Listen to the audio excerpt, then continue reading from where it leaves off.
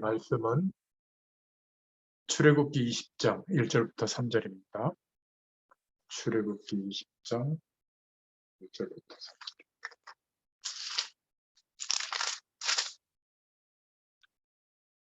출애굽기 20장 1절부터 3절 같이 읽겠습니다. 하나님이 이 모든 말씀으로 말씀하여 이르시되 나는 너를 애굽 땅 종되었던 집에서 인도하여 낸 내 하나님 여호와니라. 너는 나 외에는 다른 신들을 내게 두지 말라. 오늘 말씀을 통해서 계명을 주신 이유, 10계명을 주신 이유, 그 이유에 대해서 중요한 기도 제목을 붙잡도록 하겠습니다. 출애굽기 20장의 말씀은 하나님이 이스라엘 백성을 출애굽시키신 이후에 주신 말씀이죠. 오늘 1절에 보니까 여호와 하나님이 가라사대 나는 너희를 애굽 땅 곧 종되었던 곳에서 인도하여 낸 너희 하나님 여호와니라 가라사대 이렇게 말씀하고 있죠. 우리가 신앙생활하는 방법이 많이 있겠습니다만은 하나님의 말씀을 잘 붙잡고 따라가야 될 줄로 믿습니다. 우리 섬기는 교회 목사님의 강단의 말씀, 그 메시지나 또 광고에 나와 있는 내용들, 이것이 전교인이 하나님이 우리에게 허락하신 중요한 방향이요 기도 제목이라고 생각하고 하나 되어지는 것부터 되어진다면 굉장히 중요한 응답을 누릴 수 있습니다. 왜냐하면 사단은 그거를 방해하고 있거든요. 지금 복음이 없는 교회에서는 이게 안 됩니다. 각자의 의견대로 나눠지죠. 왜냐하면 그것이 아직 더 옳다고 여기거든요. 하나님이 우리에게 허락해 주신 그 구원의 축복과 어마어마한 영적인 은혜보다 그것이 더 중요하다고 생각하니까 이거 못 내려놓는 거예요. 제가 전에도 얘기했지만 산업 현장에서 내가 알고 있는 산업 현장의 경험, 지식, 어떤 전문성, 그거대로 못할 때가 더 많죠. 근데 항상 그 기준이 우리에게 있어요. 근데 저는 우리 이상민 우리 실장님 항상 하시는 말씀, 아버지께 물어봐. 아버지께서 하셔. 이게 더 만약에 믿음의 고백대로 내가 알고 있는 전문성보다 더 중요한 기준이 된다면 하나님의 역사가 시작이 됩니다. 방법과 선택과 내 전문성은 내가 알고 있던 거에 50%도 못 쫓아가는데 하나님의 역사가 나타난다니까요. 그 현장에. 그것을 경험해 봐야 됩니다. 그 경험이 되면 산업 현장에서 우리가 살아가나 집 안에 있으나 교회에서 예배드리면서 주일날 있으나 같아져요. 이게 지금 차이가 너무 나는 그런 모습을 우리가 살고 있는 것을 하나님이 조절해 주는 겁니다. 균형이 잡히도록. 그 기간이 각자에 따라서 다르지만 반드시 하나님이 그 은혜를 허락해 주실 거예요. 이것은 내 의견이 없고 그냥 무조건 막 어떻게 되겠지 이게 아니라 하나님을 신뢰하는 겁니다. 그렇잖아요. 예를 들어서 우리나라 대통령이 누가 되더라도 하나님이 인도하신다는 것을 신뢰하지 못하면 내 기준이 그것보다 위에 올라가야 돼요. 그러면 그것을 가지고 나와 반대되는 사람하고 어쩔 수 없이 원수가 될 수밖에 없는 거잖아요. 제가 전에도 얘기했지만 저는 중간에서 약간 왼쪽에 있었던 사람인데 이 기준을 없애버렸어요. 되게 어렵습니다. 그래서 아까도 얘기했지만 굉장히 이상한 방법이지만 하나님을 신뢰하고 투표를 하거든요. 그리고 끝나고 나서도 4년 어느 동안 지켜보면 후회할 때도 있지만 결과적으로 보면 결국 더 다른 나라보다 굉장히 많은 부분에 상승이 일어나요. 그 대표적인 게 우리나라가 지금 비대면 사회를 두고 어마어마한 변화가 일어납니다. 이거는 국가에서 도와준 게 아니에요. 어떤 면에서 방어막 정도 해준 건데 특히 MZ세대라고 하는 젊은 세대를 중심으로 해서 산업 현장도 어마어마하게 바뀌고 있습니다.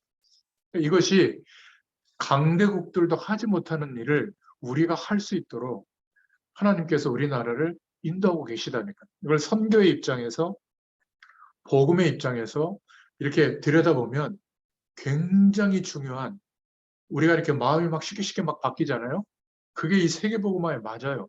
어느 날 하나님이 아니라고 그러면 딱 중단하고 또 새로운 길로 갈 수 있어야 되거든요. 근데 우리의 인격과 수준으로는 불가능합니다. 예배하면서 우리가 신앙생활하면서 특히 우리를 부르신 하나님께서 교회마다 비전을 주시고 그 교회의 비전이 다 이루어지면 세계복음화 되는 겁니다. 그래서 내가 섬기는 교회에 나의 인생의 목만큼 하나님이 축복하시려고 말씀을 주시고 또 교회에 어떤 선교에 대한 사업을 두고 광고하시는 거죠. 그래서 그것에 대해서 전 성도가 하나 되는 것부터 할 수 있다면 지금도 모든 종교의 세력보다 뛰어난 응답을 교회에서부터 우리가 응답으로 누릴 수가 있습니다. 근데 그거는 그렇게 할 수 있는 교회는 복음을 가졌다는 증거입니다. 대부분 그렇게 하지 못하죠. 그럴 때 사실은 기적이 일어나고 그 역할을 제일 잘해줄 수 있는 사람이 누구냐면 중직자들입니다. 초대교회도 마찬가지예요. 얼마나 어렵겠습니까, 초대교회가. 근데 그 역할을 가장 잘 해주던 사람이 이름도 기록되지 않은 70인 제자들이었어요. 다 산업 현장에 있었습니다. 이들이 산업적으로 크게 성공했다. 뭐 그런 인물은 뭐 가이오 정도 나왔나요? 근데 나머지 사람들은 무명의 사람으로 이 역할을 한 겁니다. 자기의 모든 것을 하나님의 말씀 안에서 이렇게 인도받게 된 거죠. 그래서 오늘 지난 시간에 이어서 중요한 질문이 소요리 문답 41문답, 42문답에 나오는데 도덕법을 우리가 지켜야 될 가장 중요한 본문이다 이렇게 얘기했잖아요. 지난번에. 그러면 이 도덕법을 도덕적 법칙이 어디에 간략히 포함되어 있습니까? 답으로는 10계명에 간략히 포함되어 있습니다. 라고 답을 했고요. 그렇다면 42문답에 10계명의 대강령, 계요가 무엇입니까? 계요는 우리의 마음을 다하고 성품을 다하고 뜻을 다하고 힘을 다하여 주 하나님을 사랑하고 또 이웃 사랑하기를 내 몸과 같이 하라 하신 것이다. 이렇게 답을 하고 있습니다. 한마디로 말하면 이 소요리 문답은 성경은 아니죠. 신앙의 중요한 틀을 유지하기 위해서 복음적으로 유지하기 위해서 사람들이 회의를 거쳐서 기도하면서 준비한 신앙 고백의 내용이거든요. 그러니까 부족한 게 있습니다. 그러니까 제목을 만든 것은 사람들이 모여서 만들었기 때문에 제 개인적으로 볼 때는 조금 약한 부분이 있다. 이 어마어마한 하나님의 말씀을 십계명을 도덕법이라고 생각했으니까. 그죠? 그러니까 지켜야 될 어떤 생활 덕목, 어떤 우리가 삶을 살아가는 내용, 이렇게 정도 생각했다는 거죠. 좀 약한 겁니다. 복음을 잘 모르는 성도들이 이것은 반드시 해야 되고 저것은 해야 되고 뭐 예를 들어서 내가 목적 헌금을 이름을 적어서 이분에게 선교사님에게 가도록 헌금했는데 그게 교회의 다른 선교사업에 쓰인다. 막 시험 들어서 교회 나가는 사람도 있어요. 그럴 만하죠. 나는 그 목적 헌금을 드렸는데 교회에서도 그 목적에 맞게 헌금을 집행해 줘야 되는데 그러지 않고 교회 어려운 곳에 썼단 말이에요. 그렇다고 하나님의 일이 안 이루어지겠습니까? 그런데 도덕법으로 보면 이건 안 맞는 거예요. 불합리한 거예요. 그렇지 않아요? 제가 이런 눈에 굉장히 밝았던 사람입니다. 근데 그것이 아무리 옳은 것이라도 복음의 기준보다 위에 올라와 있을 때는 하나님이 기뻐하시지 않는다는 것을 저는 인생을 통해서 경험을 했어요. 그러니까 이 부분도 마찬가지입니다. 자신들이 왜 도덕법을 강조했는지 그 시대에 종교개혁 이후에 100년의 시간이 지난 뒤에 도덕적으로 타락한 시대거든요. 교회도 타락하고 목회자들도 타락하고 성도들도 타락하고 현실도 타락됐기 때문에 뭔가 중요한 도덕적 기준을 세우기 위해서 소요리 문답, 39문답, 40문답, 이 42문답까지 뭔가 강조를 하고 종교회를 통해서 여기다 집어넣은 겁니다. 그거는 이제 우리가 좀 이해해야 되겠죠. 그러나 10계명이 도덕법이냐? 저는 아니라고 봐요. 하나님의 말씀이거든요. 그래서 하나님께서 간섭하시는 믿음의 선배들이 한 이야기이기 때문에 존중해야 된다고 생각하고 한 번 더 이 중요한 문답의 내용을 가지고 우리가 기도 제목을 좀 붙여볼 필요가 있습니다. 도덕을 강조하는 법이라면 모든 종교와 똑같은 거예요. 그 가르침은 다 있습니다. 그러나 10계명의 개요, 대강령에서 반드시 놓치지 말아야 될 것이 있는데 그게 뭐죠? 꼭 도덕이라고 한다면 영적 도덕이라고 말할 수 있는 중요한 내용이 들어있는 겁니다.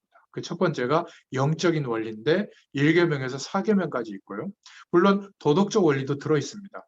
이 시대도 출애굽 해가지고 뭐 타락이 극심했을 때니까. 그때 10계명을 하나님이 허락한 거거든요.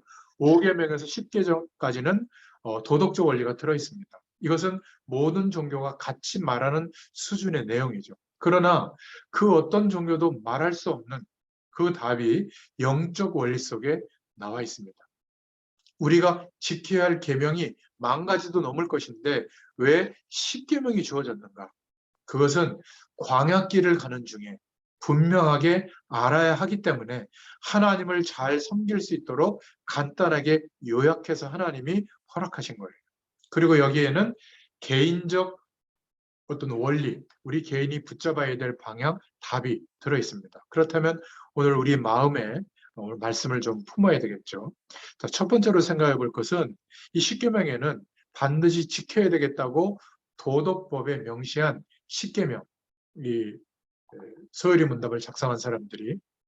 근데 여기에는 1계명부터 4계명까지 영적 원리가 들어있는데 첫 번째는 다른 신을 내게 두지 말지니라. 다른 신은 누구죠? 사단, 귀신의 세력들이죠. 성경에만 이 말이 나와 있는 겁니다. 나는 너를 애굽 땅 종되었던 집에서 인도하여 낸 너의 하나님 여호와다. 지구상에 한 군데도 나오지 않은 말이죠. 왜 너희들이 문제를 겪고 있느냐? 애굽에서 종살이 하느냐? 그 문제를 해결하기 위한 것은 유일한 답은 그리스도만이 답이다. 그래서 그리스도를 보낼 것이다. 이 약속을 붙잡아라. 다른 신을 내게 두지 말지니라. 그리고 두 번째로는 다른 신들을 내게 있게 말지니라 한 이유가 뭐냐면 사단과 귀신이 우상을 통해서 사람들을 장악하거든요. 여기서 왜 선교 전도를 해야 되는지 답이 나오는 겁니다. 심각한 영적 문제가 오는 거죠. 우상 숭배를 하면 너무 마음을 담고 집중을 하면 귀신이 가져다 주는 영적 현상을 경험합니다. 그걸 응답이라고 생각하거든요. 아니, 우리 기독교인들은 뭐 정치인들을 움직일 만한 그런 역할을 못 하는데 무슨 신천지는 어떤 정당에 들어가 가지고 막 투표율에도 막 좌지우지하고 말이죠. 대권 후보를 막 세우고 안 세우는 일에도 관여하고 의왕 지역에도 뭐 정치인들이 뭐 2,000명 옛날 정치인하고 의왕 시민들이 이렇게 발표한 신문기사가 있더라고요. 신천지 사람들이거든요. 그러니까 요 시기에 맞춰가지고 막 득세를 하고 있어요. 그 전에는 또 이상한 그 종교 세력도 안 갖춘 아주 소규모의 사람들이 그랬고 한마디로 말하면 우리나라는 사실은 정치적 논리나 철학적 논리보다 이 영적인 논리가 더 앞서는 나라거든요. 그러니까 이것을 가장 붙잡고 있는 사람들이 뭐죠? 뭔가 신적 계시에 의지하고 싶은 정치인들이 다예요. 제가 볼 때는 뒤에서 거의 다 이런 음성을 듣고 있지 않나, 영향을 받고 있지 않나 그런 생각이 들 정도입니다. 그러니까 우리가 꼭 기억해야 될 것은 영적 도덕이라고 말하는 정말 영적인 원리가 있는데 하나님의 말씀으로 명령한 겁니다.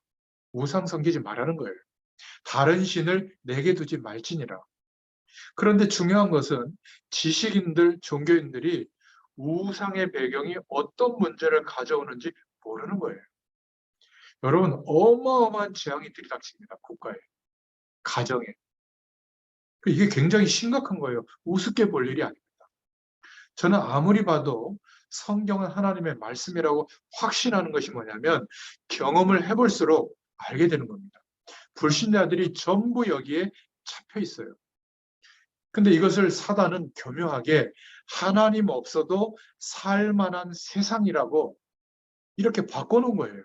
그러니까 오히려 예전에는 막 푸닥거리하는 무속인들을 쫓아갔던 것처럼 하는데 지금은 권력, 경제력, 뭐 건강, 외모, 사회적 성공, 평안한 안정된 어떤 규모, 조건들 뭐 이런 것들에 더 집착하거든요. 그러다 보니까 다른 사람들보다 정보를 빨리 많이 가지고 있으면 많이 알고 있고 그러면 많은 것들을 움직여갈 수 있다고 하는 착각이 오게 되는 거죠. 지금은 정치인들보다 더 대단한 사람들이 뭐냐면 전 세계 모든 사람들이 뭐 맛있게 먹는지 다 알아요. 이걸 들여다보려고 그러면 다 알아요. 내가 한 달 동안 어디서 뭘 쓰고 다니는지 다 알아요. 누구를 만나는지도 짐작할 수 있고 이 사람의 성향이 무엇인지 알아가지고 내가 이렇게 유튜브 같은 거 보면 나한테 맞는 광고를 띄워준다니까요. 그거 알아요? 그 특정된 섹터 안에 내가 들어가서 각자 유튜브에 동일하게 광고가 들어오는 게 아니에요. 그거를 AI 인공지능이 자동으로 만들어서 뿌려준다는 거예요, 전 세계에. 굉장히 희한한 시대가 된 겁니다. 이게 조금 더 발전하면 어떻게 될까요? 오히려 정치 세력들보다 이런 빅브라더가 훨씬 더 무서운 전 세계 사람들의 유행, 생각, 느낌, 행복도까지 바꿔줄 수도 있는 겁니다. 굉장히 제가 볼 때는 경각심이 일어날 때거든요. 그러니까 조금 우리가 매일 하늘 보좌의 축복으로부터 공급되어지는 은혜와 힘이 없으면 결국은 이런 것들이 더 크게 우리에게 자리 잡고 있어서 사실은 메시지로 끝나버리는 겁니다. 이 메시지가 아니라 말씀을 통해서 역사하시는 실제인데 성령 하나님이 실제로 역사하고 계시는데 이 축복이 경험이 안 되니까 어떻게 되죠? 요만한 어려움, 요만한 갈등도 못 이기는 거예요. 영적 힘이 없습니다.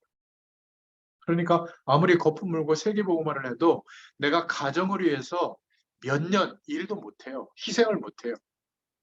부부 사이도 금방 갈라지고요. 부모 자식 간에도 선을 그어버립니다. 그냥 오로지 내가 행복해지는 거, 내가 잘 되는 거, 내가 편안한 거, 이게 우상이 돼버렸다는 거예요. 정말 심각합니다. 요즘 건강관리 누가 제일 많이 하는 줄 알아요? 20대. 피트니스 클럽 가가지고 몸 다듬고 건강식품 먹고 막 그 몸에 좋은 막 비타민 챙겨 먹고 저는 50대, 60대가 더 많이 하는 줄 알았거든요. 20대. 그것도 초반. 저 깜짝 놀랐어요. 그게 나쁘다 좋다를 떠나서 그런데 가장 건강하지 않은 세대가 20대예요. 좀 신기하지 않습니까? 저는 건강을 하나님이 복을 주셔야 된다고 하거든요. 저는 그렇게 믿고 있어요. 건강해진다 안 한다를 떠나서 부족하더라도 하나님이 복을 주시면 약간 건강에 문제가 있어도 행복에 지장 없어요. 그런데 그렇게 생각하지 않고 내가 알고 있는 그 얄팍한 지식, 경험이 우선시되면 거기 붙들린다니까. 그러니까 뭐 무슨 뭐라 그러죠? 이렇게 매운 거, 짠 거, 뭐 이렇게 그 건강에 유익하지 않은 뭐 이런 거. 어느 날 우리 애들 중에 한 명이 햄을 안 먹더라고요. 그 이렇게 그 뭐지? 그 있잖아요. 스팸. 그거 안 좋다고. 그거 없으면 밥을 안 먹던 애들인데. 그렇구나. 제가 이렇게 단편적인 거지만 생각이 많이 이렇게 되는 거예요. 제가 산업 현장에서 보면 알고 있는 전문성과 내용들 중요하죠. 상식적으로 필요합니다. 그런데 그것이 내가 알고 있는 산업 현장의 사명을 감당할 때 기준이 돼버리면 하나님께서 침묵하세요. 목회와도 마찬가지입니다. 내가 알고 있는 신앙의 내용, 뭔가 이렇게 말씀의 내용, 또 내가 경험했던 어떤 영적인 사실들, 그게 기준이 되면 그리스도보다 하나님이 침묵하세요. 나만 노력할 뿐이에요. 이건 많이 경험하거든요. 똑같습니다. 오늘 중요한 기도 제목을 붙잡을 수 있기를 축원드립니다. 만약에 각 나라들이 우상에 빠져 있고 다른 신을 섬기는 게 아니라면 우리가 선교할 이유가 없는 거예요. 그런데 선교 현장에 가서 이것만 안전해주고 있는 겁니다. 참 신기하죠. 뭐 하느라? 생존하느라. 그리고 무슨 선교 사업하느라. 교회가 안 세워지고 있고 그 교회 속에서 복음이 전달되어질 하나님의 일꾼들을 세우는 것은 등한시하고 다른 것을 만들어 간다면 굳이 선교 현장에 갈 이유가 없지 않겠습니까? 문제는 지식인들과 종교인들이 사실은 모른다는 거예요. 이런 영적 존재들이 지금도 득세하고 있고 역사하고 있다는 거. 여기에서 해방할 수 있는 답은 무엇이라는 거. 이 답이 우리에게 있는데도 이게 강력한 답이라고 하는 것을 모르고 있다면 억울한 거죠. 더 심각한 것은 교회도 잘 모른다는 거예요. 그런 교회가 많습니다.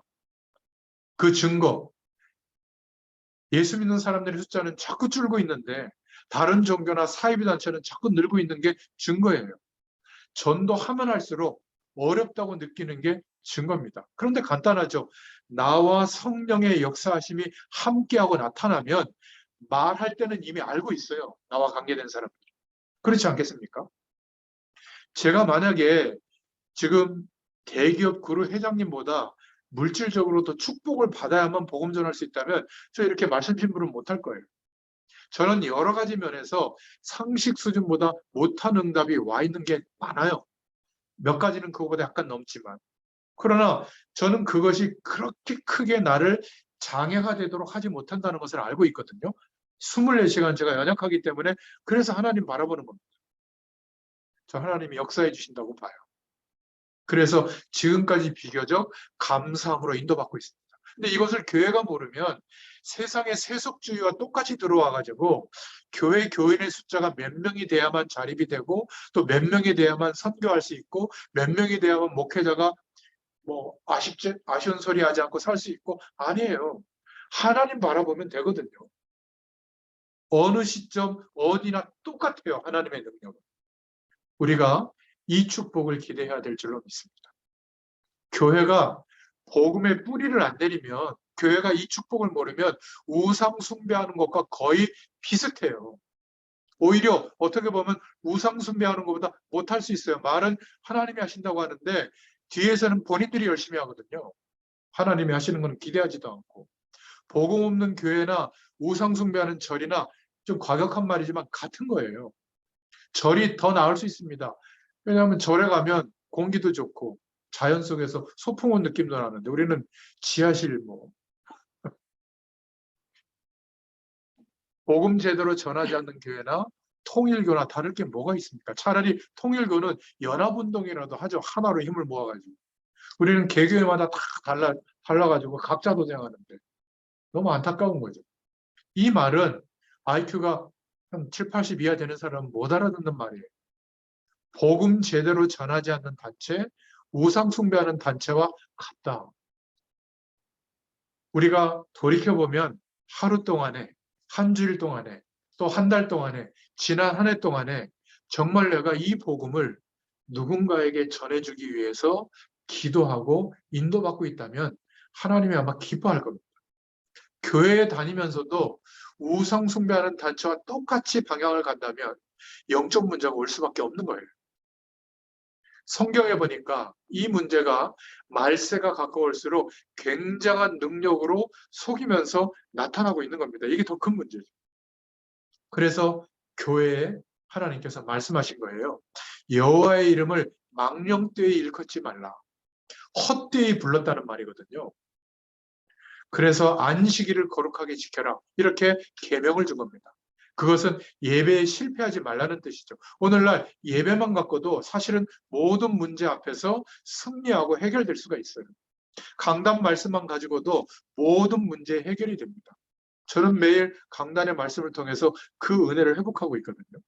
그래서 우리의 싸움은 사람과의 싸움, 육에 대한 싸움, 세상의 문제에 대한 싸움이 아니라 영적 싸움이다. 뭐죠? 사단이 자꾸 속이는 거예요. 틀렸다는 거예요. 너 안 됐다는 거예요. 너 낙오됐다는 거예요. 아니에요. 낙오된 적이 한 번도 없어요. 하나님은 똑같이 인정하시고 지금도 인도하고 계세요. 무엇을 향해서? 내가 기대하는 지향점과 하나님이 기대하는 지향점에 차이가 있어서 그렇지 돌이켜서 하나님이 원하시는 것에 내 마음을 두고 순종하잖아요. 이 은혜가 옵니다. 시공을 초월하는 하나님의 능력이 내 산업에도 반드시 나타나게 될 줄로 믿습니다. 그런데 이 영적 존재는 예수님이 오셔서 이제 심판하시기 전까지는 활동을 하는데 언제 결박되죠? 기도할 때만 결박되는 거예요. 항상 기도해야 돼요. 기도하기 싫은 사람은 천국 가면 돼요. 이 땅에 살 동안은 그러나 예수님의 이름으로 기도하면서 살아야 됩니다. 평생 동안 괴롭히던 흑암 권세가 예수님의 이름으로 떠날지어다라고 어디서 기도해야죠? 산업 현장에서. 이게 진짜 필요한 겁니다. 산업 현장의 가장 큰 게 뭐죠? 돈, 성공, 잘 되는 거. 그게 나쁜 게 아닌데 거기에 막 매여 있는 겁니다. 더 중요한 축복이 그 현장에 필요한데 우리가 받은 이 은혜만 해도 너무너무 큰 거예요. 전도와 선교를 다 할 수 있는 그 응답을 우리가 가지고 있다니까요. 성령을 보혜사로 선물로 주셨다. 얼마나 완벽한 축복입니까? 저와 여러분이 이 언약을 붙잡으면 진짜 믿어지면 기도 응답의 축복을 받게 될 줄로 믿습니다. 여기서 구원, 전도, 선교, 기도, 예배, 승리, 권세가 다 이해될 거예요. 다 끝나게 됩니다. 지금도 속이고 있는 이 사단의 존재. 그래서 우리가 무엇 때문에 말씀을 받아야 되고 무엇 때문에 기도해야 되는지 답이 나오는 거예요. 어떨 때는 이 사단에게 속지 않기 위해서 남의 말을 조심해야 될 때도 있고, 어떤 때는 범죄한 사람을 용서할 때도 있고, 사단의 전략에 빠지지 않도록 하기 위해서 그렇게 도덕적인 명령까지 하나님이 하신 거예요. 1계명에서 4계명 모든 답이 영적 원리에서 나오게 된 줄로 믿습니다. 나는 너희를 애굽 땅 존대했던 곳에서 인도하여 낸 나 여호와니라. 나 외에 다른 신들을 내게 있게 말지니라. 우상 숭배하지 마라. 3, 4대까지 망할 것이다. 안식일을 구별하여 거룩하게 지켜라. 이걸 또 오해해가지고 주일날은 아무것도 하면 안 된다. 이렇게 자꾸 막 이렇게 덧붙이는데 그게 아니죠. 예배의 축복을 회복해라. 그 말이에요. 세상에서 구별된 날이다.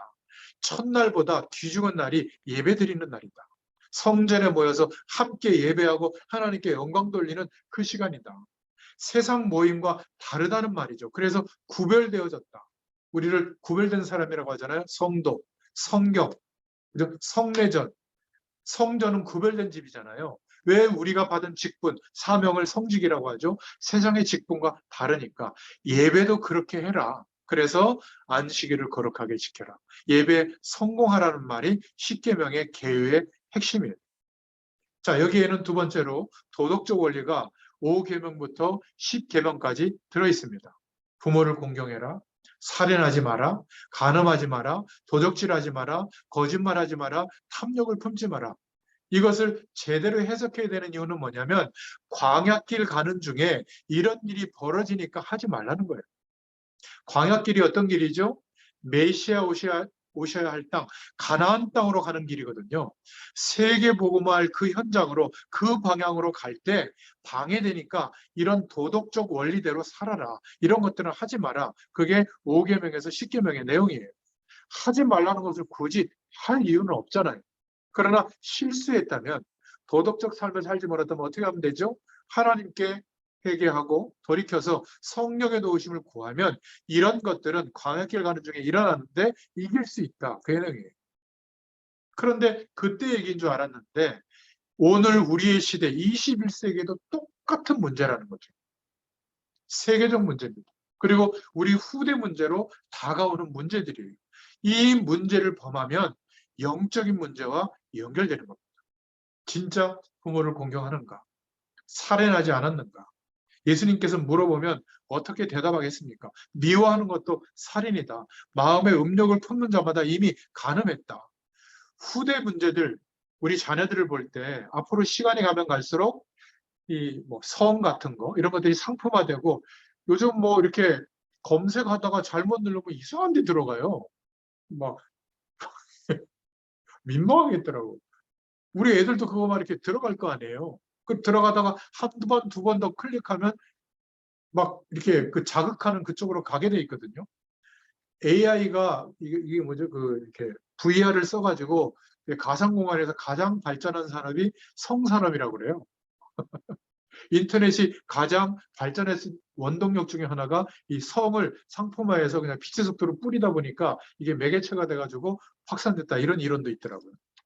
이거를 금종령처럼 금하고 막 죄인 취급하면 애들 다 범하고 있는데요. 알려줘야 됩니다. 세상 문화가 어떻다는 거. 그런데 이런 문화를 허락하면 우상 섬기는 것보다 더 중독되고 붙들린다. 그러면 마음과 심령이 상하게 되고 하나님의 영광의 축복을 누리기가 불가능하다. 그렇다면 선택을 하도록 우리 힘으로 안 되니까 혹시 그런 것들을 보고 마음에 여러 가지 것들이 이렇게 힘들었다면 하나님께 도와달라고 기도해라. 그러면 영적인 문제와 싸울 수 있다. 안 그러면 영적 문제화 돼서 그것 때문에 모든 것들을 이상하게 보게 된다. 마찬가지예요. 돈에 대한 생각도 마찬가지고요. 건강에 대한 생각도 마찬가지고 정치에 대한 생각도 마찬가지고 문화에 대한 생각도 마찬가지입니다. 전문성에 대한 것도 마찬가지입니다. 그래서 우리를 영적 문제와 싸우는 증인으로 우리를 부르시기 위해서 세우시기 위해서 뭘 주셨다고요? 도덕적 원리를 주신 거예요. 영적 싸움할 수 있는 자로 그 현장에 세우시려고. 어디에? 광야 현장. 우리 산업 현장이 광야 현장입니다. 거기에 하나님의 증인으로 세우시려고 십계명을 주셨다. 특히 영적 원리는 당연한 거지만 도덕적 원리도 주셨다. 세 번째로 하나님이 그렇다면 이 계명을 왜 주셨을까?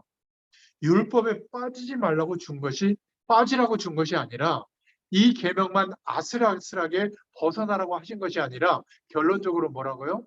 하나님을 사랑하고 이웃을 사랑하는 거예요. 왜냐하면 광야길 가는 중이잖아요. 우리가 이 세상에서 잔망성을 향해서 가는 이 세상인데 이 세상이 광야길 가는 것이라면 십계명에 나와 있는 것처럼 하나님을 사랑하고 이웃을 사랑하라고 하는 기도 응답의 중요한 원리가 나오고 있는 거예요. 하나님의 말씀을 받을 때 내게 원하시는 기도 제목을 분명히 발견하고 붙잡을 수 있기를 바랍니다. 어느 만큼요? 혼자 있을 때에도 광야길을 갈 때에도 사람들 속에서도 세상 속에서도 산업 현장 속에서도 교회에 가서도 붙잡고 알 수 있는 기도 제목이 될 만큼 교회에서 예배드릴 때도 알아야 되지만 밖에서 한 주일 동안 살아갈 때도 붙들려서 살아갈 수 있는 기도 제목이 만들어져야 될 줄로 믿습니다. 그래서 계명을 10개를 준 거예요. 어디를 가더라도 기억하도록. 십계명을 주신 계어입니다. 그래서 아주 중요한 영적 원리를 알라고 주신 거고 두 번째로는 문제가 지구상에 광야길을 가는 동안에 계속 있을 것을 아시고 하나님이 도덕법을 허락하셨다. 늘 기억하도록 이 계명이 완전히 외워질 수 있도록 10개를 요약해서 주신 겁니다. 자, 그렇다면 오늘 말씀을 통해서 결론적으로 붙잡을 기도 제목입니다. 첫 번째로요. 누구든지 하나님의 응답을 받으려면 근원적인 것들을 발견해야 됩니다. 복음의 내용도 근원적인 것, 기도의 축복도 근원적인 것, 하나님이 우리에게 베풀어 주신 축복도 근원적인 축복, 이것을 찾고 발견해야 될 줄로 믿습니다. 이거 해야만 된다, 저거 해야만 된다, 그거는 이미 실수하고 있는 거죠. 하나님을 누릴 수 있기를 축원드립니다. 성삼위 하나님. 기도를 응답받으면 응답받을수록 점점점 기도 제목이 단순해지고 나중에는 하나님을 바라보는 중심만 남아요. 신앙이 좋을수록 달라고 할 것이 많이 없어집니다. 왜냐하면 다 받았다는 것을 알게 되기 때문에. 모든 것의 근원이 되시는 하나님을 누릴 수 있기를 축원드립니다. 찬송가에도 복의 근원 강림하사, 잠언서 1장 7절에도 여호와를 아는 것이 지식의 근본이다. 창세기 39장 2절에 여호와께서 요셉과 함께 하신 것처럼 우리에게도 시편 23편 1절에 가장 절망의 습관의 다윗은 여호와는 나의 목자시니 내가 부족함이 없으리로다. 이 고백이 우리에게 있게 되도록 다윗이 죽기 전에 솔로몬에게 너는 힘써 대장부가 되고 여호와 하나님을 섬겨라. 솔로몬도 전도서 12장 1절부터 3절에 왕으로서 명예, 재산 다 가져봤지만 다 헛것이다. 헛되고 헛되다. 너는 청년의 때 곧 곤고한 날이 이르기 전에 나는 아무 낙이 없다고 할 해가 가깝기 전에 뭐를 기억하라고요? 너의 창조자를 기억하라. 이렇게 신앙 고백을 했습니다. 두 번째로 우리가 누려야 될 근원적인 축복은 그리스도의 의가 임해서 하나님이 우리를 구원해 주셨는데 구원받은 자에게 허락하신 신분이 있어요. 우리가 그 신분으로 회복되어졌거든요. 이것을 믿음으로 누리시길 바랍니다. 그 다음에 누릴 것은 우리의 하는 일이에요. 성공이 목적이 아니라 내게 주어진 오늘 나의 현실을 하나님께서 축복하실 것을 믿고 성실하게 하루를 사는 겁니다. 그게 전부예요. 나머지는 하나님이 인도하십니다. 저는 이것을 믿기로 했어요. 얼마나 단순해지는지 모릅니다. 오늘 최선을 다하는데 여기에 하나님의 모든 계획이 있다. 저는 그렇게 확신하고 있거든요. 근원을 찾아내라. 거기서부터. 뭐가 발견되죠? 너는 복의 근원이 될지라. 이삭이 어마어마한 일을 한 게 아니에요. 피해서 샘을 팠는데 샘의 근원을 누가 열어주셨죠? 하나님이 터지게 한 겁니다. 우리도 마찬가지입니다. 아브라함에게 약속한 언약적 축복이 5가지 언약적 축복이 우리에게 주어진 기대해야 될 복인 줄로 믿습니다. 근원적인 축복, 근원이 되도록 하겠다. 그러면 대표적인 축복을 받고 어떤 면에서 우리의 노력을 많이 기울이지 못한 상황이 되더라도 어떤 면에서 가만히 있어도 시대적인 축복을 받게 될 줄로 믿습니다. 그래야 기념비적인 축복이 되고 또 아무도 막을 수 없는 불가항력적 축복이 될 줄로 믿습니다. 육신적인 축복과 반드시 따라가야 된다. 저는 그렇게 보지 않습니다. 그러나 복음의 영광이 나타나도록 하나님은 반드시 역사하실 줄로 저는 확신해요. 세 번째 결론은 그래서 하나님이 우리에게 꼭 필요한 것을 주셨구나. 구원을 주신 겁니다. 이 구원의 필연성이죠.